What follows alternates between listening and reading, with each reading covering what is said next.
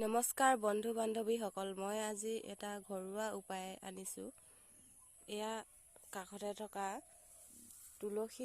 ক'লা তুলসী জোপাৰ পাত মই ছিঙিছোঁ।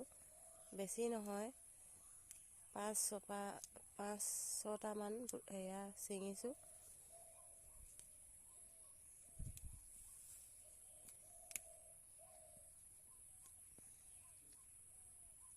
বেছি নহ'ব নালাগে, এয়া দেখিছে না 5-6টামান লৈছোঁ।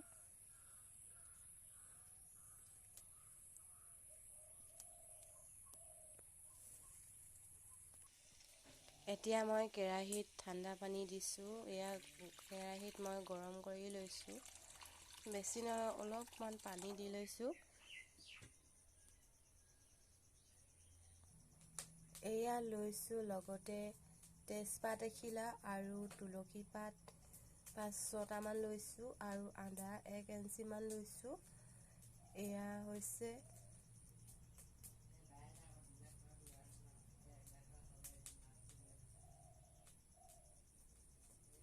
জালুক গুটি আৰু লং 2টা লৈছোঁ। লং আৰু বেছিকৈ ল'ব নালাগে, মাত্ৰ 2টা ল'লে হ'ব। জ্বৰ, চৰ্দি আৰু কাহৰ কাৰণে ই এটা উপকাৰী হয়। সেইটো কাৰণে ঘৰুৱাভাৱে মই এটা দৰৱ বনাই নিজেই খাব লৈছোঁ, কাৰণ মোৰ এনেকুৱা বেমাৰ হৈ আছে। সেইবাবে মই আজি দৰৱ বনাইছোঁ।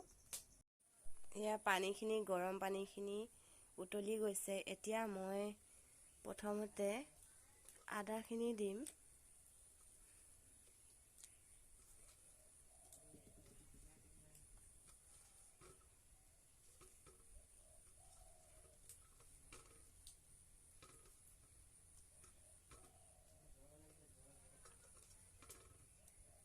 এতিয়া মই তুলসী পাত দিছোঁ।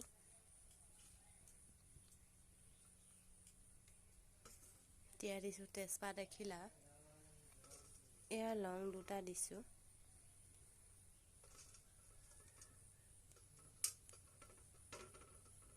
4-5টামান দিছোঁ জালুক গুটি।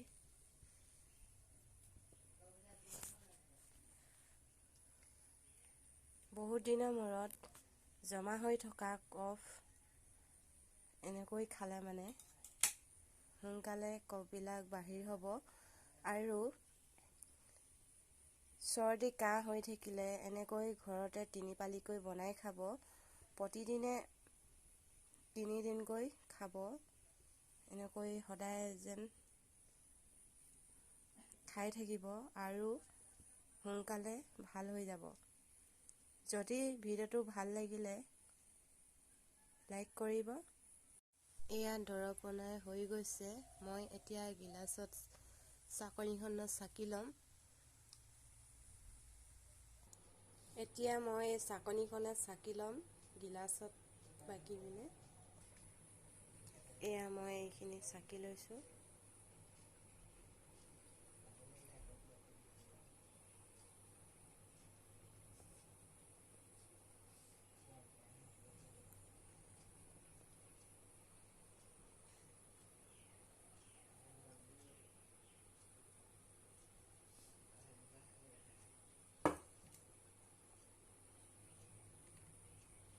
এতিয়া মই মৌ ৰস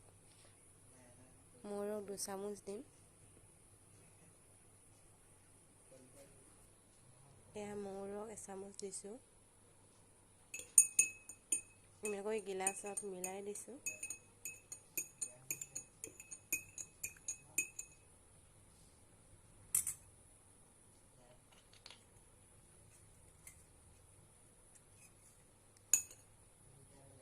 আৰু 1 চামুচ দি দিওঁ, কম হ'ব পাৰে।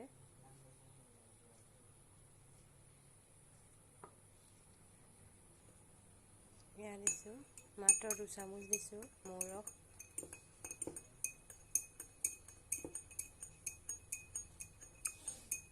যদি আপোনালোকে ঘৰুৱাভাৱে এনেকৈ দৰৱ বনাই খাওঁ বুলি বিচাৰিছে, যদি এনেকৈ মোৰ দৰে বনাই খাব, অতি সোনকালে ভাল হৈ যাব। যদি ভিডিঅ'টো ভাল লাগিলে লাইক, কমেণ্ট, শ্বেয়াৰ আৰু ছাবস্ক্ৰাইব কৰিব। ধন্যবাদ থাকিল।